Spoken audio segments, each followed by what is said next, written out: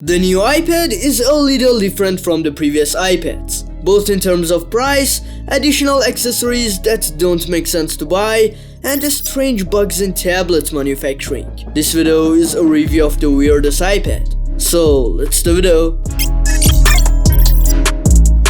The design of iPad 10th generation has changed almost a lot. The flat and minimal design is similar to the iPad mini, the camera is slightly bigger, the colors are more vibrant, and the home button has finally been removed, and the screen to body ratio is increased, although it is still not very good.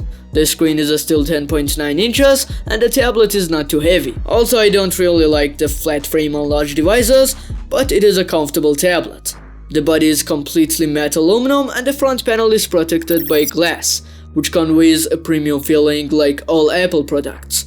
iPad now uses USB-C. It's very good, great, but this tablet also supports the first generation Apple Pencil, which can be charged with Lightning.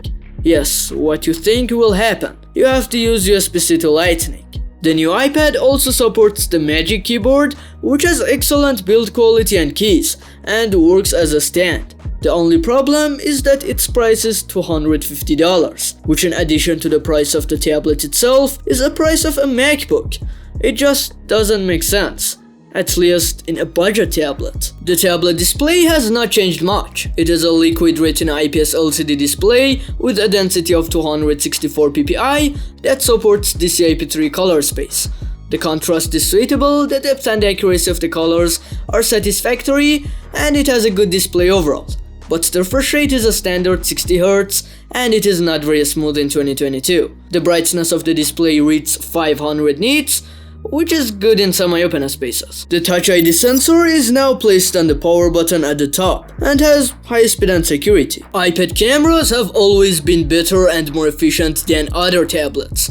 The main camera of this tablet is 12 megapixels, the photos have a good dynamic range, the colors are close to reality, and the photo noise is not too much. Overall, for a tablet at this price, the photos are fantastic. The selfie camera is also 12 megapixels ultra-wide with center stage capability. Selfies are slightly noisy, colors and dynamic range are acceptable, and can be used for a video call or video conference.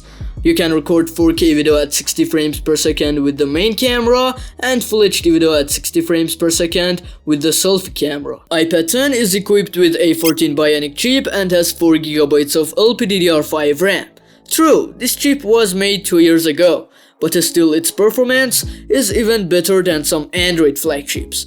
There is almost no heavy task that this tablet does not do well. Heavy games and semi-heavy edits run easily and without lag. Of course, it gets hot during long and heavy use, which is completely felt due to the aluminum body. But the main problem is that the base model of the tablet has 64GB of memory, which is not suitable at all at 2022. And the price of the 256GB model is almost the same as the base model of 64GB iPad Air. iPad 10 comes with iPadOS 16.1 and 5 years of software support. This iPadOS is slightly different from the iPadOS available in iPad Pro and Air. For example, there is no multi-window feature in this tablet, but in general, iPadOS is a smooth user interface compatible with tablets, which really provides a better feeling than Android and Windows tablets, at least now. The 10th generation iPad battery is 28.4 Wh, which can charge more than a full day in semi-heavy usage, due to the low power display and chip, but charging it with a 20W charger that is not included in the box takes about 2 hours. This tablet has a stereo speaker and provides loud and high quality sound as always. Of course, there is a little distortion at high volume and it does not have much bass. Is iPad 10 a bad tablet? No, definitely not, but iPads have been economical, family-friendly tablets.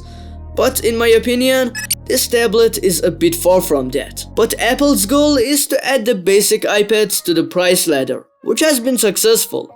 On the other hand, iPad 10 has all the features of a good tablet and is recommended. Thanks for watching. If you like this video, like it, and if you like my content, subscribe to my channel. Goodbye, see you next video.